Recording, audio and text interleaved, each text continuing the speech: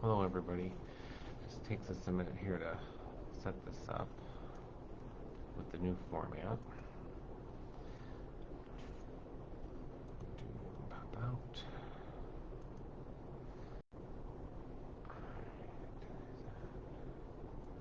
Grab this here.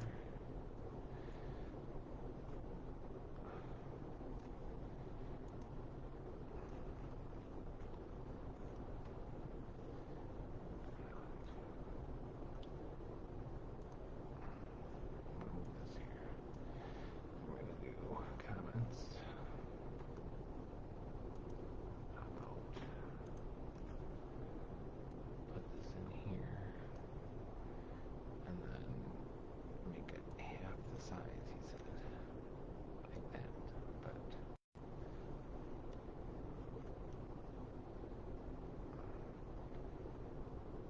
there. Okay. Now I should be able to drag this over. Nothing's easy with technology. Okay, one more time.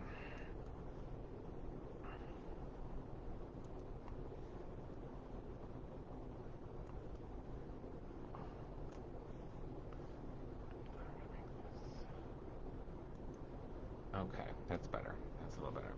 All right, so we have split screens. We got a new system with Facebook, and so we have to split the screen, so I'm looking at you. This is our 5 o'clock parent opportunity to talk and ask questions about reopening. And we hope that we will start seeing some questions pop up in the comments, which I should have here. Okay. So starting Monday the 26th, our K-3 buildings, which are Ohio, Drake, and Spruce, will be coming back to 4 days of in-person. And Wednesday we'll say remote, and that way the about 100 kids, K-3, who are remote will keep their same teacher and consistency for the last month or two of school. Since that's how we started, we didn't feel changing them up and giving them a brand new teacher to learn them and find out where they are at this late date would do anybody any good. Then on May 3rd, our intermediate building, which is grades 4 through 6, will start back with 4 days of instruction. And we're going to get that going up and running through May and hopefully work out all the kinks, because there are a lot of kinks that have to be followed with this new guidance from the state. The other piece, if you are a 7-12 parent, the CDC and the state adopted the guidance that said if there are more than 100 positive COVID cases in 100,000 per 100,000 in a county, it's not recommended that 7 through 12 go down to 3 feet, that they stay at 6 feet separation. And last week and this week, Niagara County was in 370s and 340s, so there is a slight decrease, but then today there was reported that Western New York in general is the highest in the state with new COVID cases. So that's why 7 through 12 is not coming back at the moment. We have to remind people in K3 that start Monday that if you were bused Monday, Tuesday, you will now be bused Monday, Tuesday, Thursday, Friday. Basically taking the number of students on a bus from 18 to 20 to 36 to 40, which means more stops will be made along the way to pick up the kids, and your arrival time for pickup and dismissal at the end, drop-off time, we're guesstimating will be about 10 minutes. So there was a global call that went out this evening and a text reminding parents of that. And then on the 3rd, we'll send another reminder for our NTI students that their bus time will need to be adjusted probably about 10 minutes with the added stops that they'll be making. So that's where we sit with coming back to school. And the other thing that's on the web page and Facebook is the K through 6 free book drive. The Knights of Columbus on Erie Avenue is giving every student in North Tonawanda, K6, a free book. There was a sign-up sheet so they can kind of give you some directions on when to get there, because that is a lot of students and they can't all show up at the same time. So they have set that up to come in by alphabet at different times to get your free books The link is online, and you can send those in tomorrow if you're a Thursday, Friday kiddo still, and then we'll get those to them to start getting the books packaged up in COVID-safe delivery method. All right, let's see what we got for questions. Why are the kids 4 days instead of 5? I sort of mentioned at the beginning, in North Tonawanda, the teacher they were assigned to is a regular classroom teacher, and so that means the teachers were teaching in person and doing the virtual teaching as well. So there, like I mentioned, about K6, there's approximately 100 students that are still full virtual or full remote, and to hire new teachers or reassign teachers to cover just the remote kids and try and learn where they were as well, or maybe the kids in the classroom, because some teachers might have bid to be the remote teacher. We didn't feel that would be the best method to continue education for the rest of the year. Let's see. Thank you for the helpful videos. Were the Regents exams canceled? So Regents exams were scaled back. They were not canceled. There are a host of Regents exams that will start on June 17th, and they are to be offered, is the key wording. The middle school, high school principal and myself are working on a letter that we will put on our webpage and post out for all parents and students, as well as then send it to your student's Schoology page so that you see what your options are for passing a course if you choose to take the Regents or you choose not to take the Regents. Any news on graduation and prom? So yes, both are being worked on and planned. It looks like more than likely, 99%, we will be doing graduation on campus. There's a couple ways we're looking at. One involves using the Fine Arts Center, one involves using the football stadium, both of which will require multiple graduation ceremonies because we can't fit our graduating class and their guests all at one time. So if you're indoors or if you go over a certain number, anyone coming needs to have a negative COVID test within the last 48 hours or show proof of vaccination.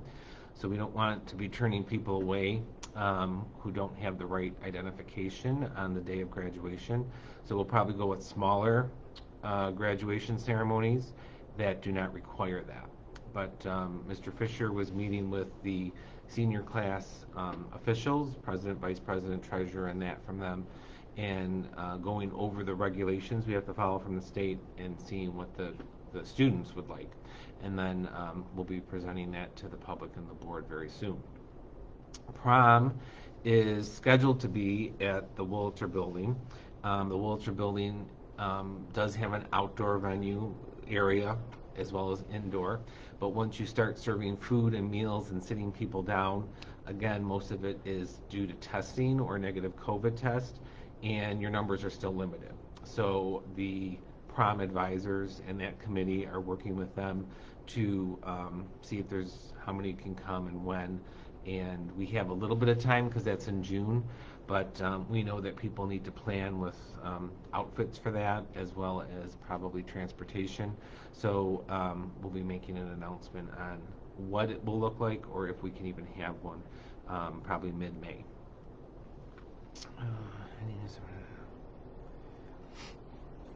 Yes, someone wrote in there that our typical graduation is always the Sunday after exams, and that's usually the last Sunday in June, which this year is June 27th. So if it's outdoors and we're planning it to get as many people in as possible, we may tell you to keep June 26th and 27th open, because if it looks like storms and rain on the 27th, we may tell, that week say we're going to move it to the 26th. But our plan right now is to have it Sunday the 27th, weather dependent. So will there only be 2 guests allowed per student for graduation? That's going to depend on where we have it, when we have it, and how many graduation ceremonies we have. Of course, if we have 5 or 6, they'll be smaller and more people can come. If we have 2 or 3, they'll be larger, and then you're getting into the limits of 1 or 2 people. And we know in today's family makeup that will be very difficult for people because A lot of people have mom, dad, stepmom, stepdad. There's four right there, brothers and sisters, grandmas and grandpas, and we've been blessed here in North Tonawanda to usually have it at our park where we don't have to worry about how many people you bring. Some families might have one or two, some families might come with 15 or 20. There's always been enough room, but depending on what the students say and the board approves and we announce, will determine on how many guests can come for graduation. Will the school, I'm sorry, be changing their protocol in regards to kids not feeling well while at school? Or are kids allowed to be sick outside from COVID, right? My son is now under the weather, 10-day quarantine because he said his muscles hurt and this continues to be frustrating. His education is suffering. He was sick with COVID in February, and that didn't seem to matter. So, yes, the guidance is for quarantining or anyone who has a fever or any COVID symptoms that they would get tested to return or they would be on a quarantine for 10 days. Even though now that the students will be in class at 3 feet. So let's say I'm in third grade and I have a seat and I start not feeling well and my parents take me to get tested and I am positive with COVID. The students that sit directly around me within 6 feet, because they're going to be sitting 3 feet, will all be directed to quarantine for those 10 days. So they have not changed the quarantine rules or those symptom rules. Any change to the school lunch pickups? So we're going to keep the virtual people and their pickups on Mondays and Wednesdays. That'll stay. The change is in school. So we were giving everybody a free breakfast, and they were taking it to their room and eating it 6 feet apart from everybody. Now that we're moving more children into classrooms, they'll be 3 feet apart, and they can't eat breakfast with their mask off 3 feet apart from each other. And we can't fit an entire school in the cafeteria at one time 6 feet apart. So we have a lot of rules to follow. So we are planning to send bag breakfasts home with the kids once or twice a week so that they are there and that you can make sure that they eat their breakfast or take it with them to the bus stop or whatever they're doing, however your family structure works so that they are ensured a breakfast. Are the hybrid students still doing the seesaw work for elementary schools? Yes, that will continue. Wednesdays will still be a virtual day. For the kids who are in session 4 days, they'll be required to log in. Teachers will give them directions as for how long and when that is, as well as the virtual kids. How will busing work? Okay, busing currently was 18 to 20 students on a bus, depending, because some kids in the same family could sit in the same seat.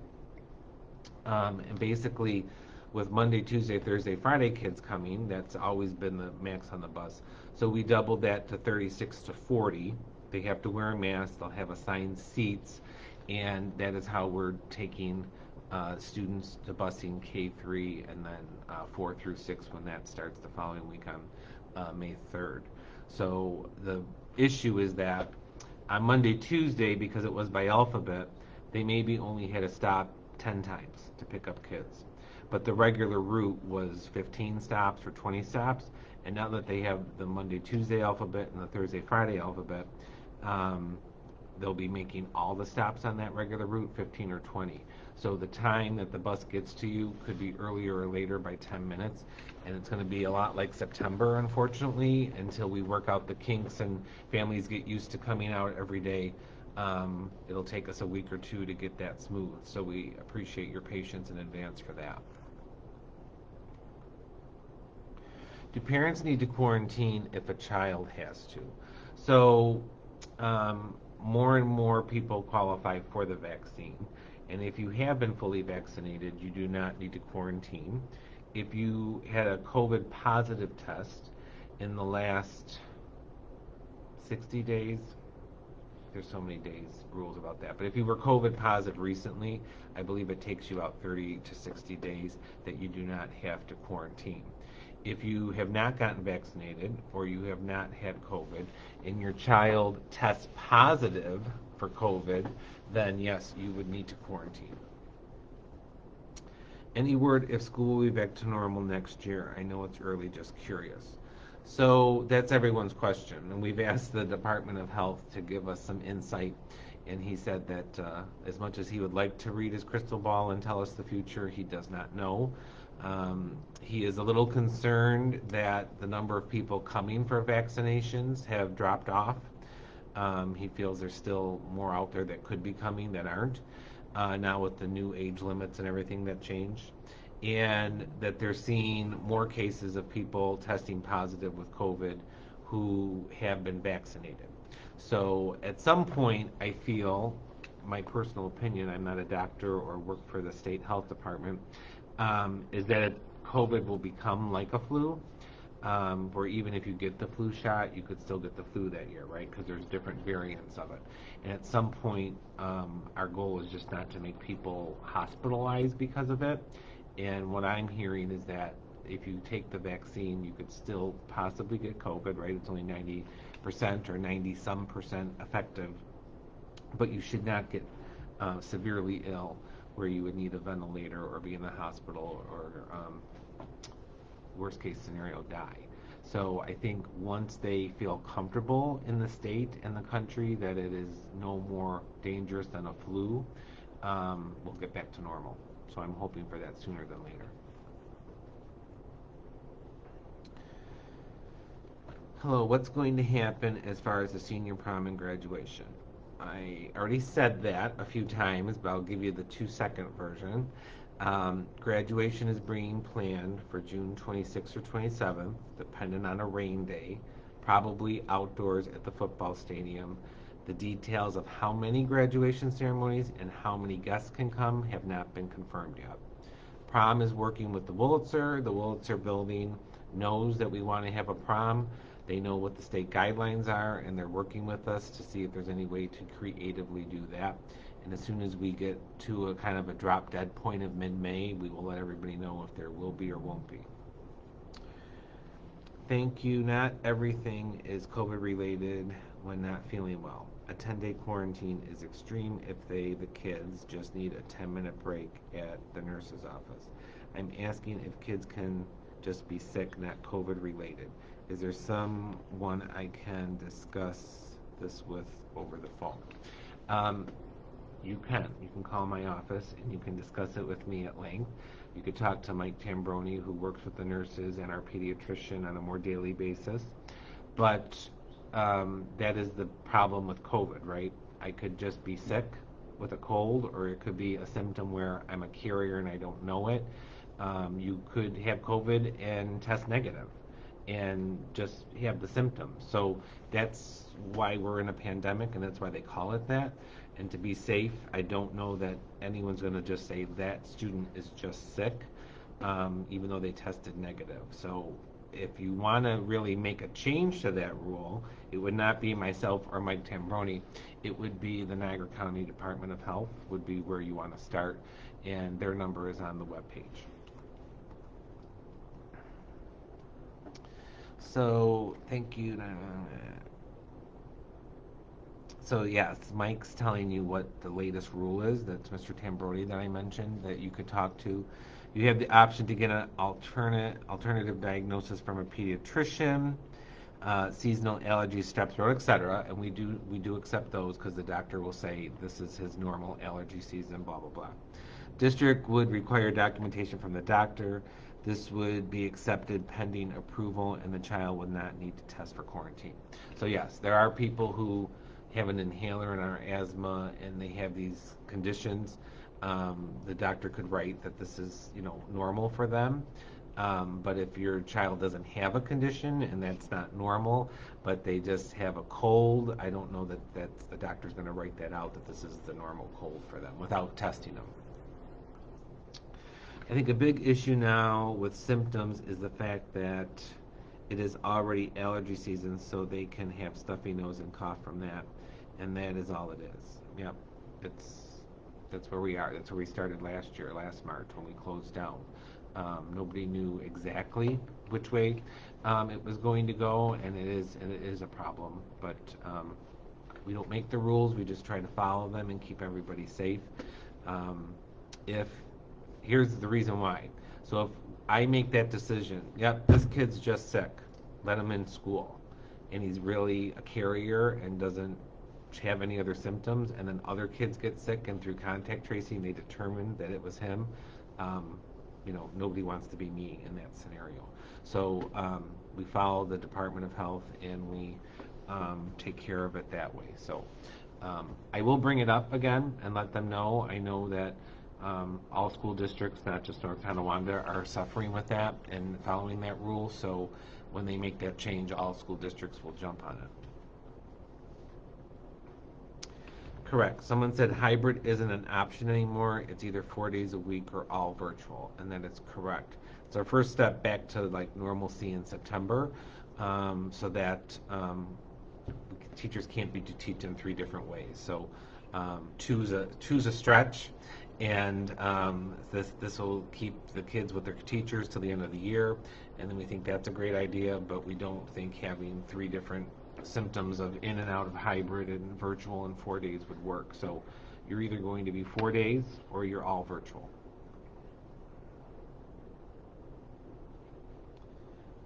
If you want schools to open, there are precautions. I think someone's just saying what we're doing there. So yeah, so the big thing has been that we looked at the guidance. We're taking our time. We're trying to be safe and precautions. We don't know how it's going to look in the cafeteria, right? And keeping everybody 6 feet apart and those things. So this is a good test for September. I think if this goes well, fingers crossed, and everybody stays healthy and we're open through June in a 4-day model, that's going to be a feather in our cap for getting back to 5 days and everybody back in session, and move forward that way. I know that more and more people will be vaccinated by September, even if it's not everybody. I know they're working on a child version of the vaccine. That would be up to you at this point to decide if you want to give that to your child or not. And all those things work in our favor to opening up and being back to normal. So we look forward for that day to come back. So I'll just recap a couple things that Monday the 26th, K through 3 buildings, Ohio, Drake, and Spruce, are back to 4 days in person. Wednesday will be virtual. It'll be about a 2-hour window on Wednesdays. Teachers will tell you their schedule and what they're doing to get everybody involved on a virtual Wednesday. The kids who are in school as well as the kids who are full virtual. We still have support for our full virtual kids during the week, and that will continue as well with our remedial staff, so that's going to continue. And then on May 3rd, our intermediate building starts. I've said it maybe in the first one at 2 o'clock. I don't know if I said it today at the 5 o'clock, but our pre-K program is following the K3 schedule, so they'll be back to 4 days of pre-K starting on Monday the 26th. And that should go off without a hitch as well. Okay, what if a kid is twice vaccinated and has allergies? Do they still need to test for COVID, not to be quarantined? Well, that's a good question. I don't know that any student has been twice vaccinated yet because it's not been approved for kids that we're talking about at the K6 level. But we're saying in the future, if I'm been twice vaccinated, it's been the week after, the 2 weeks after waiting period, and I get sick, will they have to be tested? My guess is that possibly yes, because we are seeing people who've been twice vaccinated test positive for COVID. So there's no guarantee that just because I was vaccinated, I don't have COVID. So I'm guessing yes, but if they're twice vaccinated and it's a regular symptoms, like they always have allergy and a watery eye, and the doctor writes that alone probably wouldn't get them quarantined, but they have watery eye and now they're coughing and sneezing and that kind of stuff would get them quarantined. Everything's case by case. There's no boilerplate, like we can just do this for everybody. Everyone's different. Okay. Okay, what if kids are... Okay, she will be by May 4th. So I'm assuming, Linda, if she's twice vaccinated by May 4th, she is 16, 17, or 18. Um, because I know they're not doing twice vaccinations um, for those. I know you can't have the Pfizer, or I'm sorry, the Johnson and Johnson, because that's been pulled and it's not okay for kids. The Pfizer is the one that they're saying for younger kids to get, not Moderna. Those are at the state site. So um, if you have a daughter, or she said she, so a daughter who's twice vaccinated and will be out of the window by May 4th, but usually has allergies, I'd make an appointment with the pediatrician now to have that written up, and then we can let the school nurse know that she's vaccinated and she usually has allergies, so if she has watery eyes, that's part of the normal symptoms. All right. So remember about busing. Please be patient. If you have more questions, if you're sharing this or watching this at a later time, either the 2 o'clock or the 5 o'clock or even last week's where I talked about it, you can type in a question. We do get those at random, and we will answer those or send you to the right person to get you the answer. We also discussed it at the last board meeting, and that is on the web page, as well as there are some COVID letters going out, the transportation letter and things like that are on there. And very soon there will be a sort of how to pass a class at 7 through 12 with what the Regents exams and how they impact students going forward. So it's a very different year. It's very crazy, and we appreciate everyone's patience. We're always here to answer your question. You can call the building. You can put it in Facebook. You can call my office, and we'll get you the answers you need. So until something changes, or next Wednesday, I'll be back, and we appreciate everybody. Please stay safe, stay strong, and let's hope this is the last we see of snow until, I'm going to go out on a limb and say December. We don't need it in October or November either. So let's hope it's a nice long spring and fall and summer. All right, take care, everybody, and we'll see you next week.